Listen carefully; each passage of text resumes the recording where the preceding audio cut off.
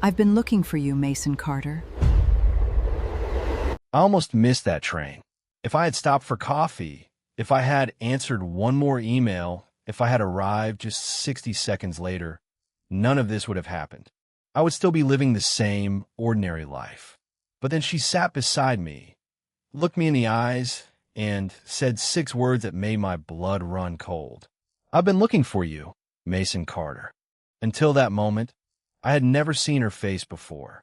I searched my memory again and again, convinced she must have mistaken me for someone else. But she never hesitated. She spoke my name with the quiet confidence of someone who had carried it for years. At 54 years old, I thought I understood how life worked. I believed every important chapter had already been written. My marriage had ended 3 years earlier. My only son barely answered my calls. The company I had devoted nearly 30 years to had replaced me with someone half my age. Every morning felt exactly like the one before it, and every evening reminded me of everything I had lost. That train ride was supposed to be nothing more than another lonely trip home. Instead, it became the beginning of a story I still struggle to explain. Looking back now, I realize life rarely announces the moments that will change everything. They arrive quietly, hiding inside ordinary days that seem completely forgettable.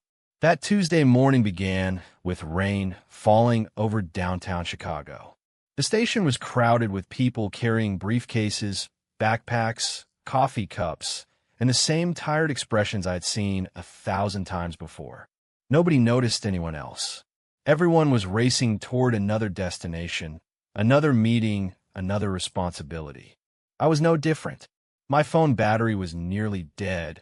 My mind was occupied with bills I wasn't sure I could pay, and the interview I had attended earlier that morning had lasted less than 20 minutes.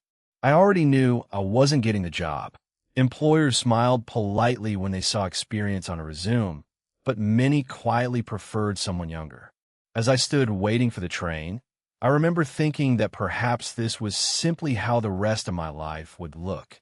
Quiet, predictable, smaller than I had imagined. Then the doors opened, and without realizing it, I stepped into the moment that would rewrite everything I believed about my family, my past, and even myself. Before we go deeper, let us know in the comments where you're watching from. We'd love to hear from you. And don't forget to hit that subscribe button so you never miss any of our upcoming videos. When the train finally pulled away from the station, I found an empty seat beside the window and watched the city slowly disappear behind sheets of rain. A few moments later, the woman sat beside me.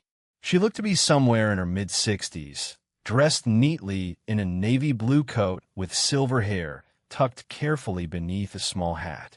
Nothing about her stood out, yet there was something calm about the way she carried herself. She didn't introduce herself immediately. Instead, she folded her hands, looked out the same window I was staring through, and remained silent for several minutes. Then, without turning toward me, she quietly said those 6 words again. "I've been looking for you, Mason Carter." My heart skipped. I turned to face her completely. "Do I know you?" I asked. She smiled gently and shook her head. "No," she replied, "but someone very important to you wanted me to find you before it was too late." In that instant, every doubt, every regret, and every unanswered question from my past suddenly felt connected to a woman I had never met. And I had no idea that the next few hours would uncover a family secret buried for more than 40 years. I almost missed that train. If I had stopped for coffee, if I had answered one more email, if I had arrived just 60 seconds later, none of this would have happened. I would still be living the same ordinary life. But then she sat beside me, looked me in the eyes, and said 6 words that made my blood run cold. "I've been looking for you, Mason Carter." Those words didn't sound like a question or a mistake. They sounded like the end of a search that had lasted for years. I stared at her, waiting for her to smile and admit she confused me with someone else. She never did. She simply held my gaze with an expression that wasn't threatening, wasn't nervous, and wasn't excited. It was the face of someone carrying a responsibility she had promised never to abandon. Until that moment, I had never seen her before, yet she spoke my name with absolute certainty. Looking back now, I can honestly say that everything I believed about my life changed before that train had even reached its first stop. My name is Mason Carter. I was 54 years old when this happened, and if you had asked anyone who knew me back then, they would have described me as an ordinary man who had quietly accepted that his best years were behind him. I had spent nearly 3 decades working for the same logistics company in Chicago, believing loyalty still mattered in the corporate world. Then one Monday morning, I was called into a conference room, thanked for my years of service, handed a severance package, and escorted out of the building carrying a cardboard box filled with photographs, plaques, and memories that suddenly seemed worthless. Losing my job hurt, but it wasn't the hardest part. The hardest part was walking into an empty apartment every evening with nobody waiting for me. My marriage had ended 3 years earlier after too many arguments and too many nights spent choosing work over family. My ex-wife had moved to another state, and my only son, Tyler, rarely answered my phone calls. I told myself he was busy building his own life, but deep down I knew I'd spent too many years being physically present while emotionally absent. That Tuesday morning had already been disappointing before I ever stepped onto the train. I'd attended another interview with a company that seemed interested until they noticed the gray in my hair and the dates on my resume. The interview lasted barely 20 minutes. The hiring manager thanked me politely, shook my hand, and promised they'd be in touch. I'd heard those words enough times to know what they really meant. Walking out of that office into the cold Chicago rain, I realized I had exactly enough money left to cover my rent for another 2 months. I thought about stopping for coffee before heading to the station, but the line was too long. I checked my watch, sighed, and hurried toward the platform. At the time, it felt like nothing more than another ordinary decision. Today, I understand that missing that coffee line changed the direction of my entire life. The train was crowded with commuters staring at their phones, reading newspapers, or simply watching the rain slide across the windows. Nobody spoke much.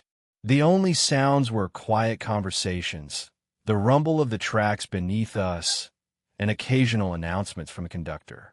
I found an empty seat near the middle of the carriage and leaned back, exhausted from weeks of rejection and uncertainty. For several minutes, I simply watched the city drift past the window, wondering how life had become something I barely recognized. I thought about calling Tyler, but I stopped myself. Our last conversation had ended awkwardly, with long silences replacing the easy laughter we'd shared when he was younger. I convinced myself I'd call another day, another week, another month. Regret has a strange way of convincing you that tomorrow is always guaranteed. The seat beside me remained empty until the train began pulling away from the next station. That's when she boarded. She moved slowly but confidently, carrying a small leather handbag that looked as though it had traveled thousands of miles over many decades. She appeared to be in her mid-60s, with silver hair neatly tucked beneath a light gray hat and a navy blue coat that looked carefully pressed despite the rain outside. She glanced around the carriage before stopping beside my row. Without asking whether the seat was taken, she smiled politely and sat beside me. At first, nothing seemed unusual. She folded her hands in her lap and looked quietly out the window. We sat together in silence for several minutes. I assumed she was simply another passenger heading home after a long day. Then she slowly turned toward me, studied my face as though confirming something she'd already known, and softly said, "I've been looking for you, Mason Carter." Every instinct told me to stand up and move to another seat. My first thought was that she had mistaken me for someone else. "I'm sorry," he replied carefully. "Do we know each other?" She smiled gently and shook her head. "No," she answered. "We've never met." Her voice was calm, steady, and strangely comforting, yet every word increased my confusion. "Then how do you know my name?" I asked. Instead of answering immediately, She reached into her handbag and removed a small envelope that looked faded with age. The edges were worn, and the paper had yellowed over time, as though it had been carried for years. She held it carefully in both hands before looking back at me.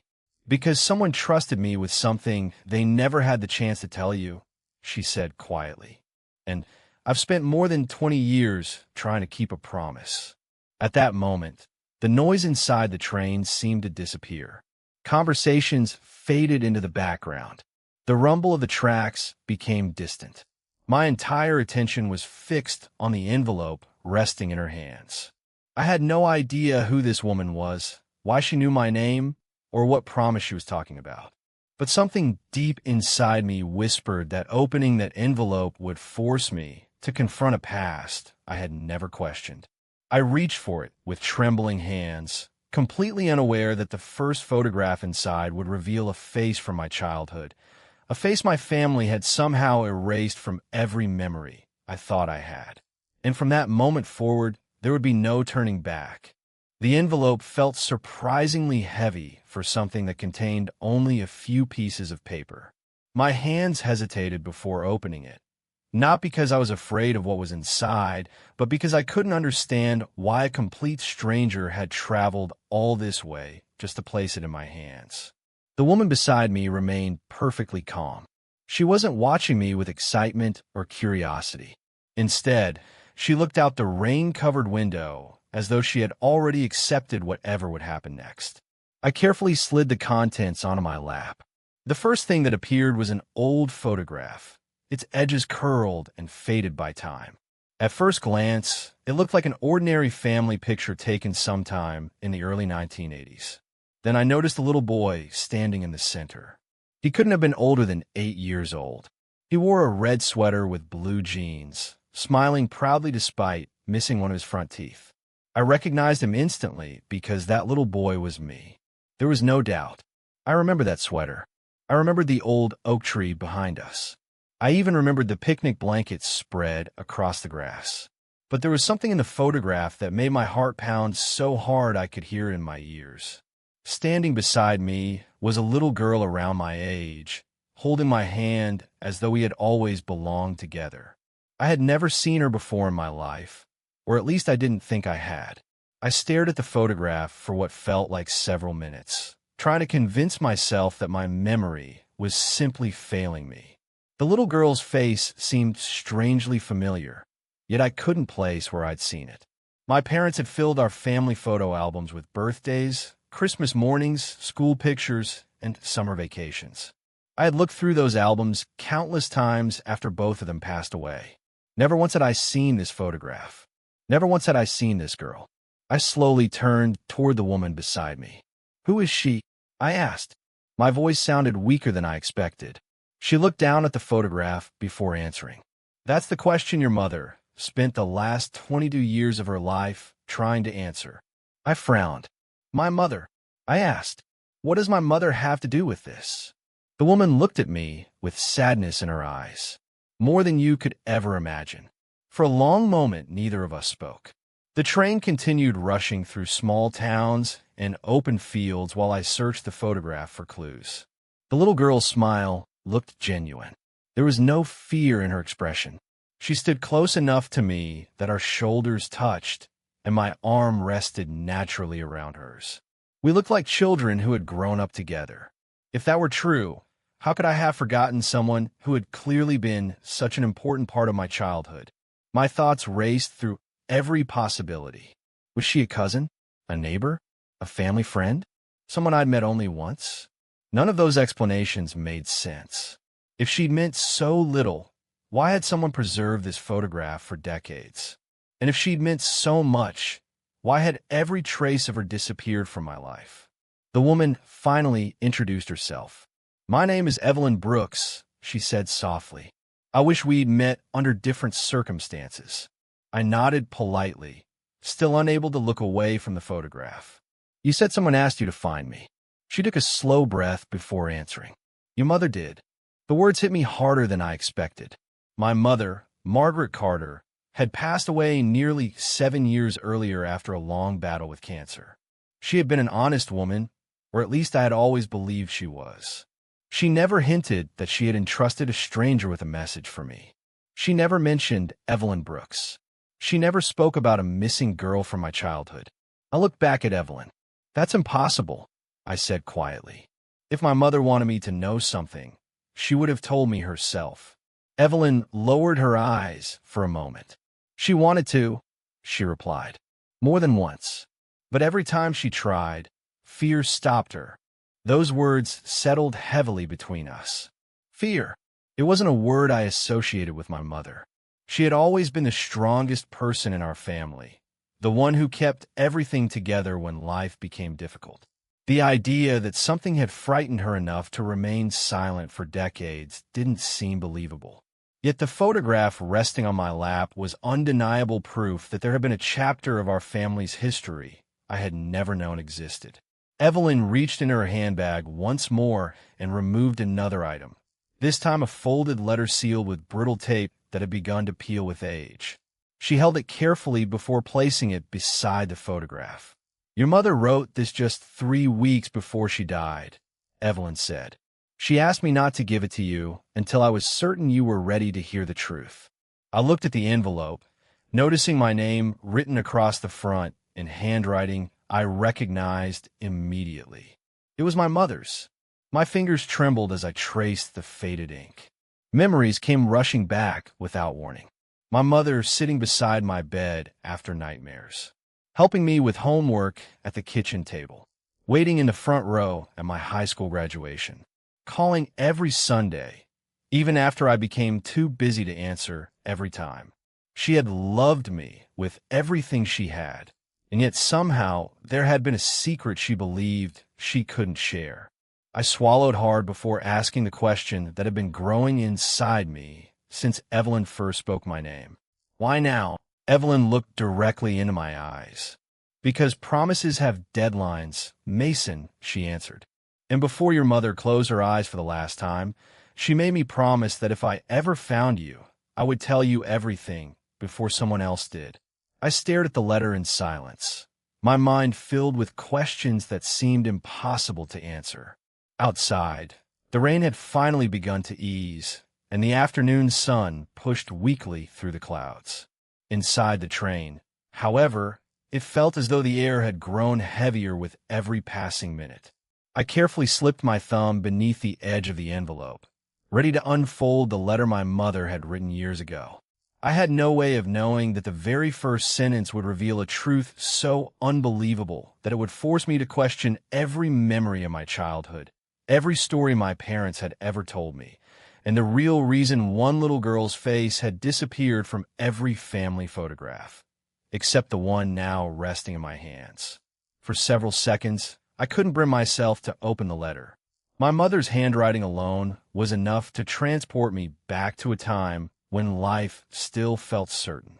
I traced the faded ink with my thumb, remembering the birthday card she never forgot to send, the notes she slipped into my lunchbox when I was a kid, and the encouragement she always managed to write even during the hardest years of her illness. She had been gone for 7 years, and I had convinced myself there was nothing left to discover about the woman who raised me. Yet here I was sitting beside a stranger on a train, holding a letter she had deliberately kept from me. I finally unfolded the paper as carefully as if it might fall apart in my hands. The first sentence stopped me cold. "My dear Mason, if you're reading this, it means Evelyn finally found you, and I'm deeply sorry that I wasn't brave enough to tell you the truth while I was still alive." I read those words again, hoping they would somehow change, but they remained exactly the same. My mother wasn't apologizing for forgetting something or misunderstanding the past. She was apologizing for keeping a secret that had followed her for decades. As the train continued moving, the rest of the world disappeared around me. Every line of the letter pulled me deeper into a history I had never imagined existed. My mother explained that when I was 8 years old, our family had taken what everyone believed would be an ordinary summer trip to a small town in Wisconsin to visit relatives. It was a vacation I remembered only in scattered pieces: a fishing dock, an old church, the smell of pine trees after a thunderstorm. But according to the letter, that weekend had become the defining moment of our family's life. She wrote that there had been another child with us almost every day, a little girl named Emily Harper. She wasn't a cousin or a neighbor. She was the daughter of my father's closest friend, and our families had spent years together before that trip. Emily and I were inseparable. We played together, celebrated birthdays together, and even told our parents we wanted to attend the same school one day. Reading those words felt impossible because I couldn't remember her at all. Not a single conversation, not a single laugh, not even the sound of her voice. It was as though someone had erased an entire person from my memory without leaving the slightest trace behind. The next paragraph explained why. My mother described a terrible afternoon near the edge of a large state park. While the adults were preparing lunch, Emily wandered away from the picnic area.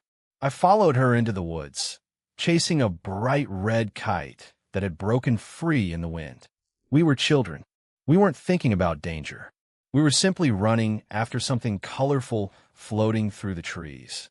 My mother wrote that by the time the adults realized we were gone, several minutes had already passed.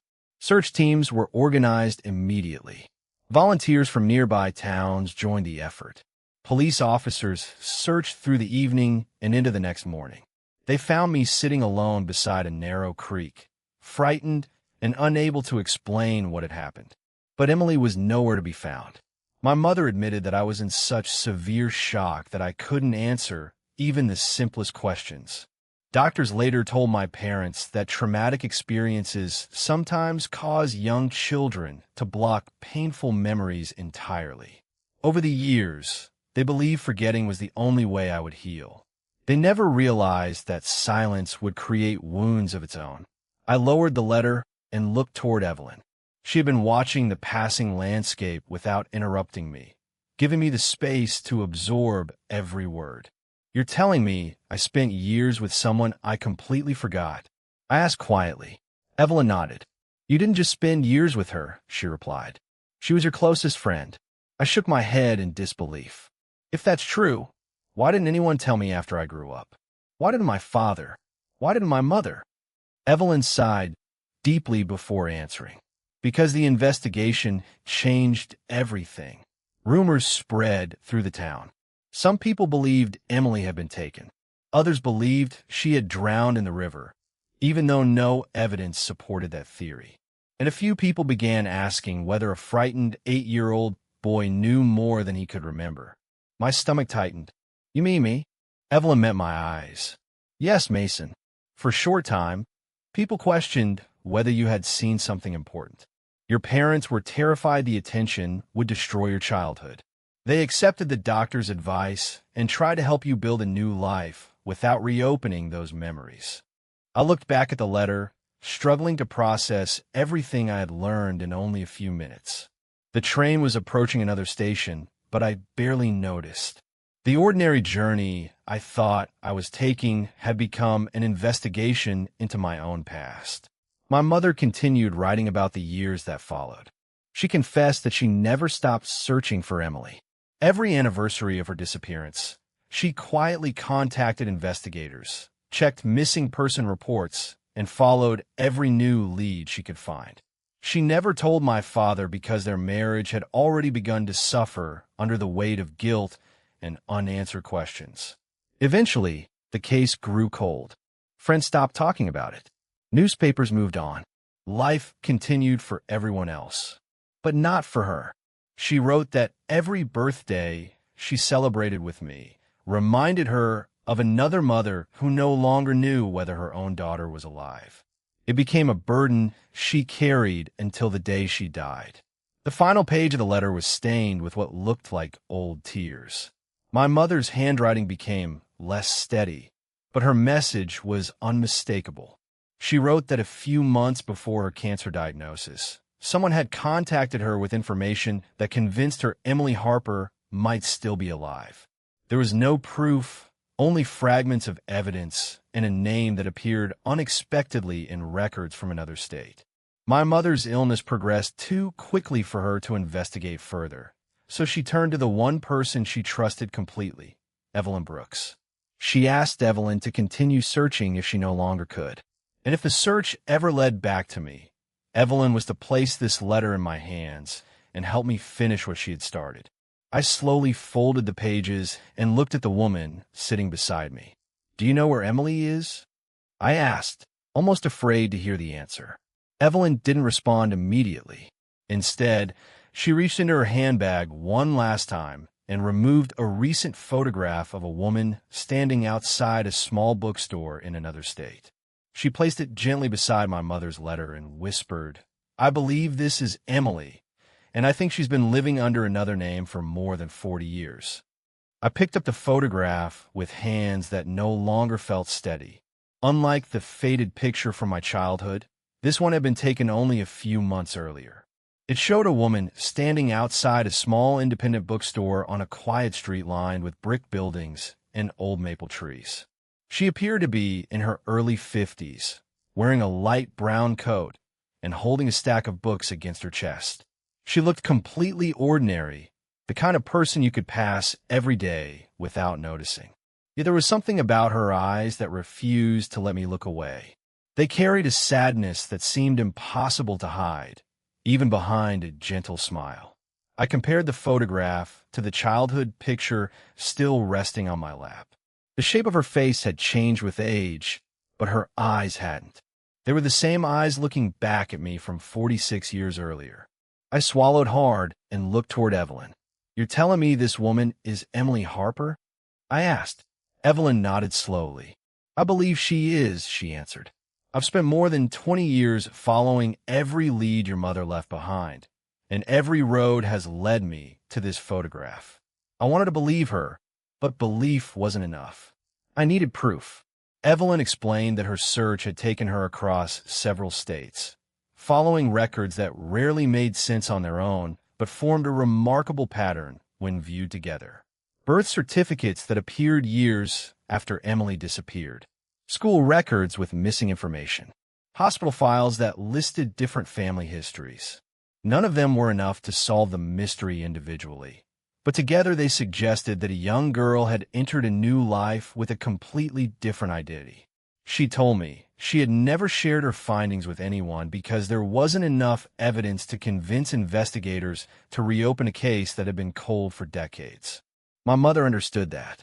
She never expected the authorities to believe her. She simply wanted someone she trusted to continue searching after she was gone. Evelyn paused before quietly adding, "Your mother believed that if Emily was still alive, the only person who deserved to know the truth as much as she did was you."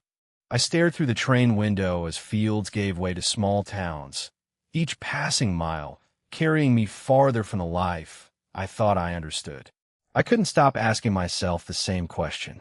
If Emily had survived, why had she never come home? A child doesn't simply disappear and choose another family. Something had happened, something none of us had known. Sensing my thoughts, Evelyn reached into her handbag again and handed me a folded newspaper clipping from more than 40 years ago. The headline described the disappearance of an 8-year-old girl during a family outing in northern Wisconsin. Below, it was a photograph of search volunteers combing through thick woods. I expected to see familiar names, but one sentence caught my attention immediately. It mentioned that an elderly couple from Minnesota had reported seeing a frightened little girl climbing into an older blue station wagon the same afternoon Emily vanished. The tip had been investigated, but the vehicle was never identified. The report faded from public attention within weeks. My heart began to race. "You're saying she may have been taken?" I asked quietly. Evelyn looked down before answering. "That's what your mother came to believe." For the first time since we met, Evelyn's voice began to tremble. She admitted there had been one detail she had intentionally withheld until now because she feared it would overwhelm me. 3 months earlier, she had traveled to a quiet town in Vermont after receiving information about the woman in the recent photograph. She visited the bookstore several times, watching from across the street. The woman introduced herself to customers as Claire Sullivan, a widow who had owned the shop for nearly 15 years. She seemed kind, thoughtful, and respected by everyone who knew her. There was nothing suspicious about her life. But one afternoon, while speaking with a longtime employee, Evelyn learned something that made her heart stop. Claire often spoke about recurring childhood nightmares.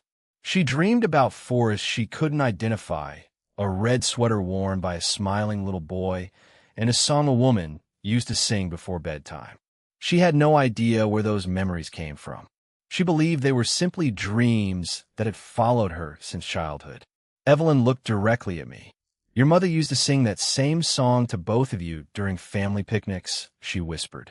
Every hair on my arm stood up. The train finally arrived at its destination, but neither of us moved immediately. My ticket had been purchased for a routine trip home, yet home no longer felt like the place I had left that morning. Evelyn stood first and quietly said, "If you want answers, you have to make a decision now." I followed her onto the platform without asking where we were going. For reasons I still can't fully explain, every instinct told me she was telling the truth. We rented a car and began driving east toward Vermont. The journey lasted several hours, giving me far too much time to think. I replayed every memory of my childhood, searching for even the smallest trace of Emily, but my mind remained frustratingly blank. I called my son Tyler twice before hanging up both times without leaving a message. Suddenly, I understood how fragile time really was. For years, I had postponed difficult conversations because I believed there would always be another opportunity. My mother's letter had taught me otherwise. Late the following afternoon, we arrived in the small town where Claire Sullivan lived. It was exactly the kind of place where everyone knew everyone else, where strangers were noticed, and where stories traveled quickly. Evelyn parked across the street from the bookstore shown in the photograph. Through the large front window, I could see shelves filled with books and a woman arranging a display near the entrance. She looked older than the little girl in the faded photograph, of course, but something inside me recognized her before my mind could explain why. My heart pounded so hard I could barely breathe. I reached for the door handle, ready to walk across the street and ask a complete stranger the question that had haunted my family for nearly half a century. Before I could step out of the car, Evelyn gently placed a hand on my arm and whispered, "There's one more thing you need to know before you meet her." I turned toward her, and the words she spoke next changed everything I thought I had finally begun to understand. Claire Sullivan doesn't know she was ever called Emily Harper because the people who raised her convinced her that her real family abandoned her. For several moments, I couldn't speak. Evelyn's words echoed in my mind with a weight I had never experienced before. The people who raised her convinced her that her real family abandoned her. I looked through the bookstore window again, watching the woman carefully arrange a stack of novels without the slightest idea that her entire life might have been built on a lie. She smiled warmly as an elderly customer approached the counter, and for a brief moment, I wondered if uncovering the truth would only replace one lifetime of pain with another. What if she had finally found peace? What if reopening the past destroyed everything she had spent decades building? I turned to Evelyn and quietly asked, "Are you absolutely certain?" She took a slow breath before answering. "As certain as someone can be after 20 years of searching. The rest, only she can confirm." That was the moment I realized this journey was no longer about solving an old mystery. It was about giving someone the chance to know who they really were. We crossed the street together, and every step felt heavier than the last. The small bell above the bookstore door chimed softly as we entered. The woman behind the counter looked up and greeted us with a kind smile that instantly reminded me of someone, although I couldn't explain why.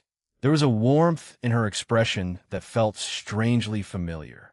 "Good afternoon," she said. "Can I help you find something?" I opened my mouth, but no words came out. How do you tell a stranger that you believe you've been connected since childhood? How do you explain that one faded photograph has led you across several states in search of answers? Evelyn gently stepped forward and introduced herself. She explained that we were researching an old family history and asked if the woman had a few minutes to talk privately. She hesitated for only a moment before leading us into a small office at the back of the store. The walls were lined with books, old photographs, and handwritten notes from loyal customers. It was the office of someone who had spent years helping others discover stories. She had no idea the greatest story of her own life was about to unfold. Evelyn carefully placed the childhood photograph on the desk between us. The woman's eyes settled on the picture almost immediately. At first, she smiled politely, assuming it belonged to another family. Then her expression slowly changed. She leaned closer until her face was only inches from the photograph. Her fingers trembled as she reached toward the little girl standing beside the young boy in the red sweater. "That's," she whispered before stopping herself. A long silence filled the room. Finally, she looked up at us with tears beginning to form in her eyes. "I don't understand," she said quietly. "I've dreamed about this picture for years. Not this exact photograph, but the boy. That little boy. I've seen him in my dreams since I was a child." My heart pounded so loudly I barely heard my own voice. "His name is Mason Carter," I said, "and I'm the little boy in that picture." The room became completely still. She stared at me for what felt like an eternity. Neither of us spoke.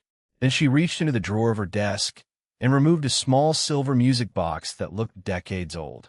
She carefully wound the key, and a soft melody filled the room. The instant I heard it, memories I believed were lost forever rushed back with startling clarity. I saw two children running through a field beneath bright summer skies. I heard laughter echoing through the trees. I remembered flying a bright red kite together while my mother sat nearby, singing that very melody. Then everything changed. The kite drifted toward the woods. We chased after it. Emily laughed as she ran ahead of me. I remembered calling her name. I remembered losing sight of her among the trees. Then I remembered something I had buried for nearly half a century. A blue station wagon parked along a narrow dirt road. A woman calling Emily over, telling her that her parents had asked her to help.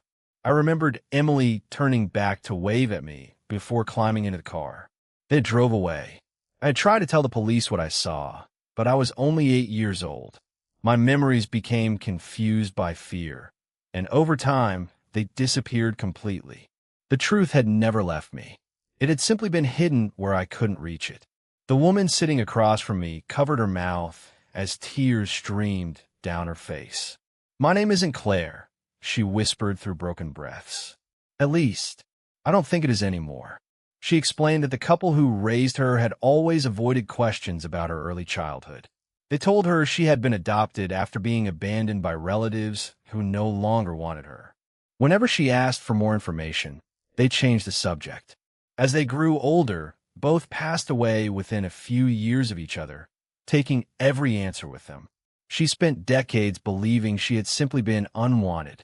She never imagined that somewhere, another family had spent 46 years searching for her. Evelyn quietly handed her my mother's letter. As she read each page, tears fell onto the faded paper. By the time she reached the final paragraph, she could no longer speak. She stood, walked around the desk, and embraced me without saying a single word. Neither of us could erase the years we had lost, but in that moment, we understood something even more important. We had finally found each other. The months that followed were filled with conversations, documents, DNA testing, and legal records that confirmed everything my mother had believed. Claire Sullivan had always been Emily Harper. The investigation from decades earlier had simply ended before the truth could be uncovered. News of the discovery spread quietly through the small communities connected to the case. Former investigators, retired officers, and surviving volunteers expressed relief that one of their oldest unanswered questions had finally been resolved. There were no dramatic headlines or television cameras waiting outside the bookstore. There was only a family broken apart by tragedy, slowly finding its way back together. Emily chose to keep the name Claire professionally because it had been part of her life for so long, but privately she embraced the name that had been taken from her as a child. She visited my mother's grave with me a few weeks later.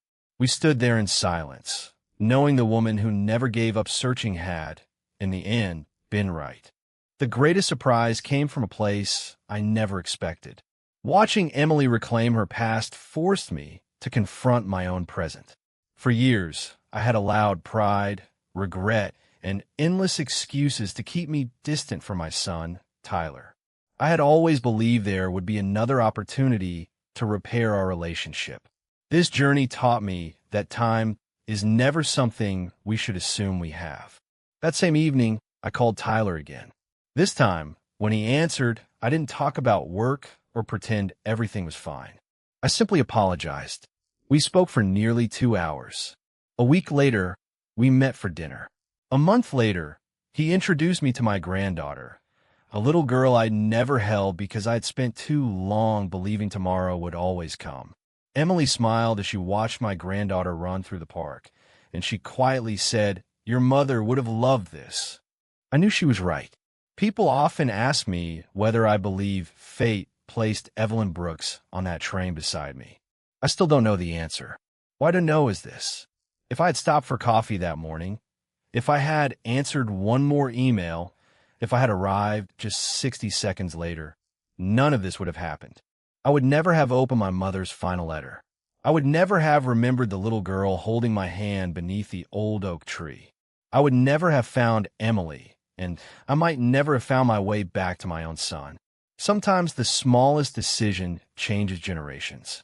Sometimes the stranger sitting beside you is carrying the answer to a question you didn't even know you were asking. And sometimes the journey you never planned becomes the one that finally leads you home. Thank you for watching The Story Chamber. If this story touched your heart, let us know in the comments what part moved you the most. And remember, some encounters last only a few minutes, but their impact can stay with us for a lifetime. Until next time, take care of the people you love, because one conversation, one choice, or one ordinary day can change everything forever.